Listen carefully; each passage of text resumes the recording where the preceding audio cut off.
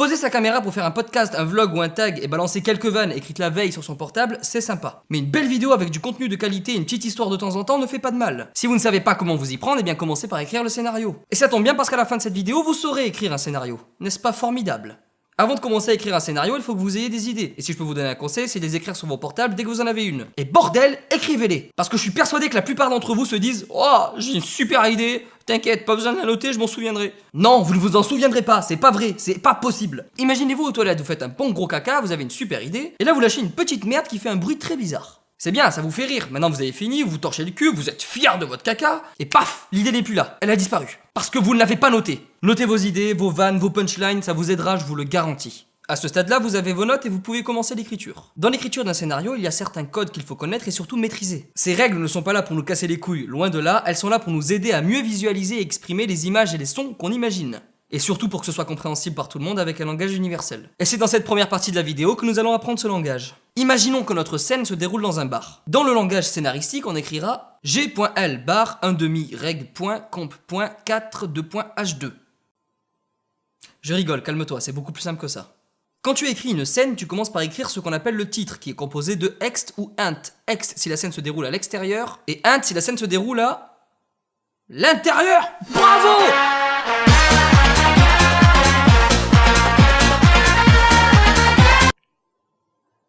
Ensuite, on y ajoute le lieu. Si la scène se déroule dans un bar, tu ajoutes bar. Si la scène se déroule dans une cuisine, tu ajoutes cuisine. Si la scène se déroule dans un jardin, tu ajoutes jardin. Bravo! Si le lieu se trouve dans un endroit précis, il faut également l'indiquer. Par exemple, si ce jardin se trouve dans la maison d'un personnage qui s'appelle Josh, il faudra noter maison de Josh, jardin. Enfin, on précise si la scène se déroule de jour ou de nuit.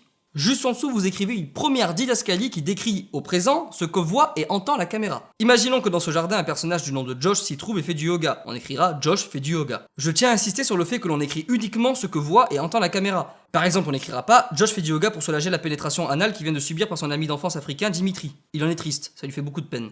Non, on écrira juste Josh fait du yoga. Il est triste, parce que c'est vrai que ça doit quand même faire mal. Ensuite vient l'élément qui va le plus faire évoluer l'intrigue de votre scénario, le dialogue.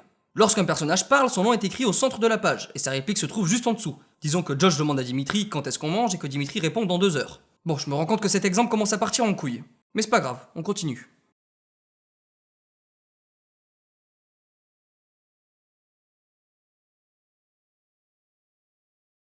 Le off entre parenthèses signifie que le personnage dont on entend la voix n'est pas à l'écran. Là, est-ce que vous me voyez? Non, ça veut dire que je suis off. Maintenant, si vous souhaitez intégrer un nouveau personnage dans l'histoire, il suffit de préciser juste en dessous. Marine, la femme de Josh, entre par le portillon. Mais comme c'est la première réplique du personnage de Marine et qu'il y a maintenant 3 personnages sur cette scène, il faut préciser avec qui Marine entame un dialogue. On le précise entre parenthèses, juste en dessous du personnage. C'est ce qu'on appelle une indication. À cet endroit, on peut aussi préciser le ton du personnage. Si votre scène est terminée et que vous souhaitez passer à une autre scène, il suffit seulement de recommencer le processus. Écrivez le titre, une description, etc. Dans une vidéo ou même un film, on choisit la manière de passer d'une scène à l'autre. C'est une transition. Cette transition, vous pouvez la préciser juste au-dessus à droite de la scène suivante. La transition la plus utilisée est le simple cut. Ça, c'était un cut. Pour éviter de vous casser le cul sur Word, je vous propose ce logiciel gratuit qui se nomme Celtx. Il permet d'écrire très facilement un scénario et comporte des fonctionnalités super cool qui vont vous aider à produire rapidement. J'ai la flemme de vous expliquer comment il fonctionne, je vous laisse chercher des tutos sur internet, j'ai pas que ça à foutre. Si certains d'entre vous veulent savoir à quoi ressemble un véritable scénario de film, je vous invite à aller jeter un œil sur le site imsdb.com. Vous y retrouverez quasiment tous les scénarios originaux de vos films préférés. Et si votre vie est ennuyeuse, je vous invite aussi à faire tourner un film tout en lisant le scénario sur le site. Oui, je l'ai déjà fait. C'est long mais c'est cool. Bien évidemment, ça n'est pas la façon d'écrire ni le logiciel que vous utilisez qui va faire que votre vidéo, votre court-métrage ou même votre film sera génial. La seule chose qui fait que votre projet peut être extraordinaire, c'est son histoire. Mais on verra tout ça dans une prochaine vidéo. J'espère que cette vidéo vous aura plu. Si vous en voulez d'autres, pensez à liker en mettant un pouce bleu. Abonnez-vous à la chaîne et retrouvez-moi sur ma page Facebook. Le lien est dans la description.